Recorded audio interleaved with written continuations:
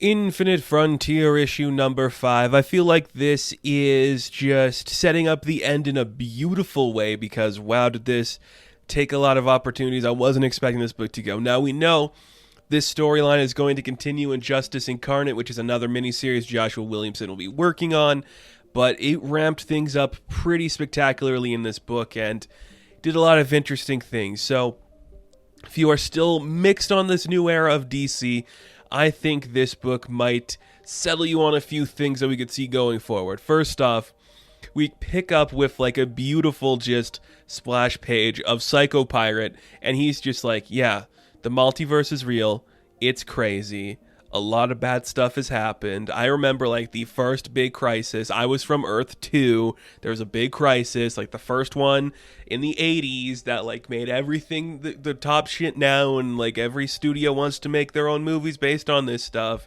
That's not what he's saying, but that's what we all know.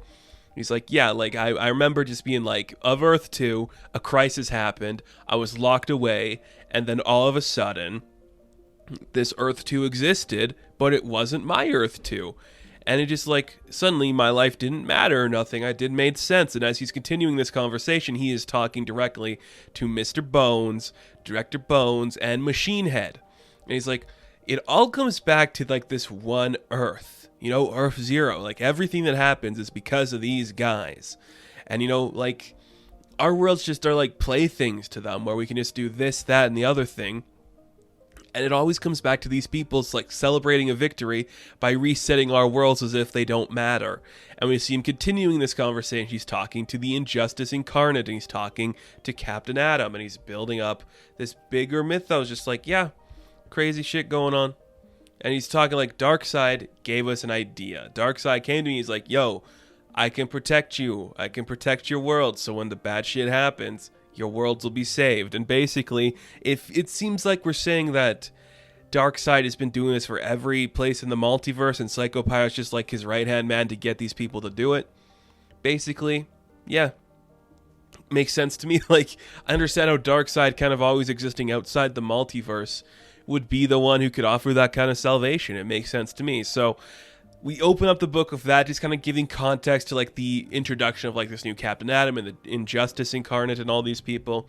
We cut back to like the modern setting. We're in Earth Prime and everything like that. Chase is just walking about, and we see because they crashed into the bleed of the other ship, Director Bones has turned back into his pre-crisis outfit, and instantly when he does that, like the comic book like artwork kind of changes to like a old school looking flavor. Like the line work and the coloring is very old school in this. I'm just like, wow, this is the Director Bones I remember, just the absolute lunatic. So we see Chase is yelling at him like, why'd you do this? He's like, I was to save everything. Darkseid would keep our world safe, even though we're Earth Zero, and in return you just get a couple people who are out of time. And we see that Alan, Scott, and Todd are like, you're an asshole. They attack him. They're ready to do that stuff, but because this is pre-crisis Director Bones, we see he's got his cyanide touch. But he's coming to attack Alan, but we see that Jade comes in to save him, and everybody's back together. And basically the idea was it was going to be all of the JSA, because the JSA first existed in a timeline that no longer exists, in the earliest version of Earth 2. Pre-Crisis on Infinite Earths, that's where the JSA is from. So they are already creatures out of time, pretty much. So if they vanished, no one would notice again. But that's not how it works. So we see the only way to get out of this place is we need a flash. And we see that Barry's just running on a big treadmill behind them, not sure what to do. We also see that Roy's still alive. It's surprising to Chase. And we get the reveal of who Extract is. And of course, this Extract is Earth 2 Cameron Chase. And I'm like, yeah, that's kind of fun. It's a little silly, but I get it. I think it works for the most part. Silly reveal. I like it. So how are they going to get out of this? Who really knows? Tough situation. Can we just get Barry off the treadmill and he can run us back? Probably not. Luckily, Psycho Pirate shows up. He's like, you guys, you're doomed. Like, the Flash has to keep running there. Like, he was the first person to do this. Back then, it wasn't easy to travel between multiverses. But Barry did it. And now, look what happened.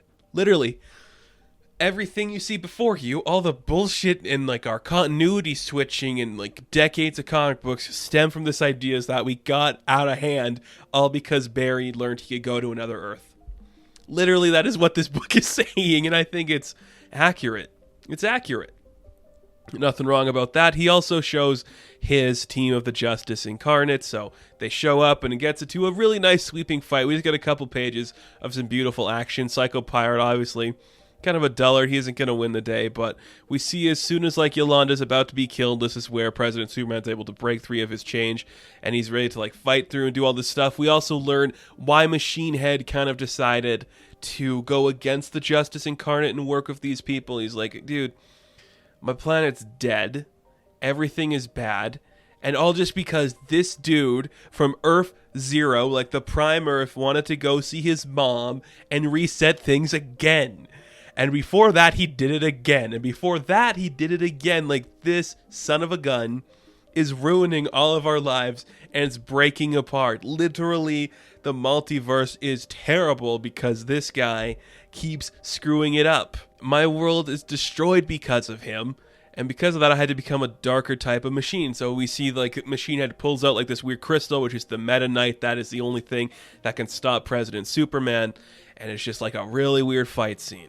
And I'm just like, this is really good stuff, and you think everyone's going to be destroyed and all that stuff, and you just see it's Jade and Roy still fighting through the cause, and everyone's being defeated. Jade kind of gets stuck in a way, and it leaves Roy with this message he's getting from Psycho Pirate. It's like, yeah, that thing you were holding in your hand is like the Black Lantern ring that we saw Batman using in Death Metal.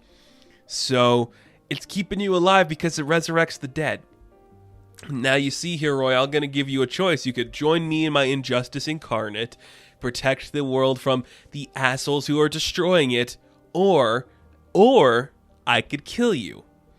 You know, your daughter's not here, so none of this is going to matter. When Roy hears that his daughter's not here, it's like, okay, well, then I'm not going to join you. That means she's alive on Earth and she's having fun. And if you said that this ring is powered by Suffer, and I got a lot of it. So Roy kind of like Black Lanterns out, frees everybody, goes completely zombified.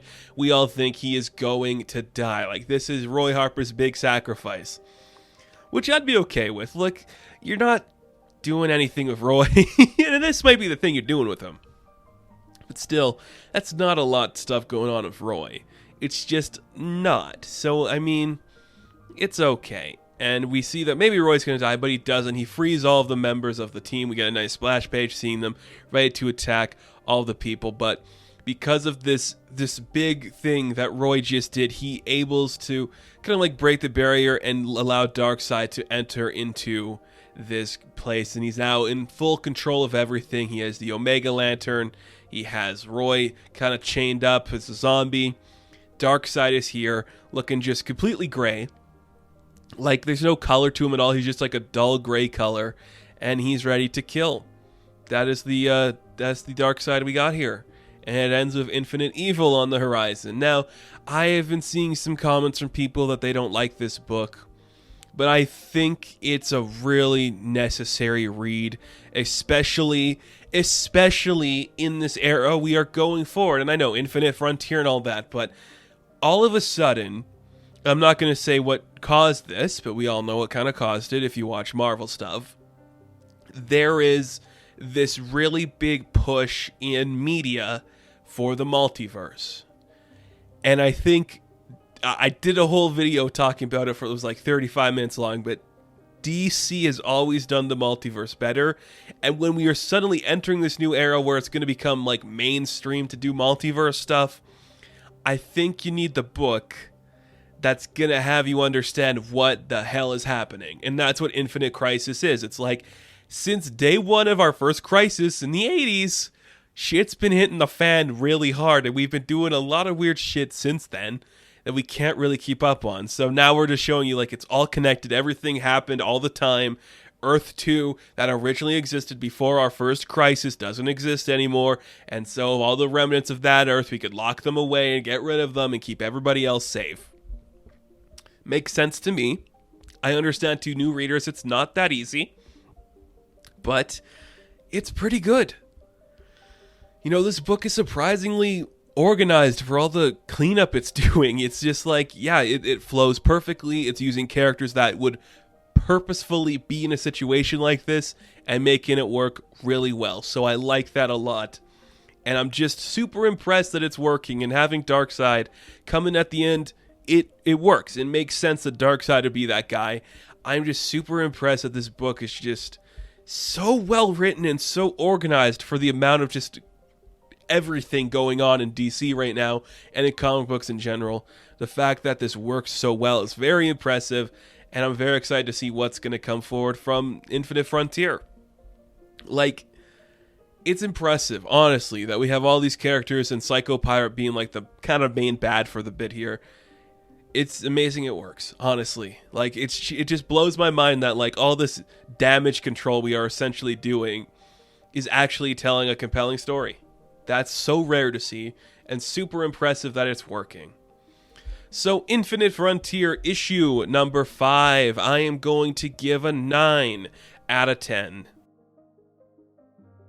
Now, thank you guys for watching this review. Be sure to like and subscribe to the channel. As always, you can check me out on Instagram, TikTok, and Twitter, and I will catch you in the next one. Have fun. Stay safe. Good luck.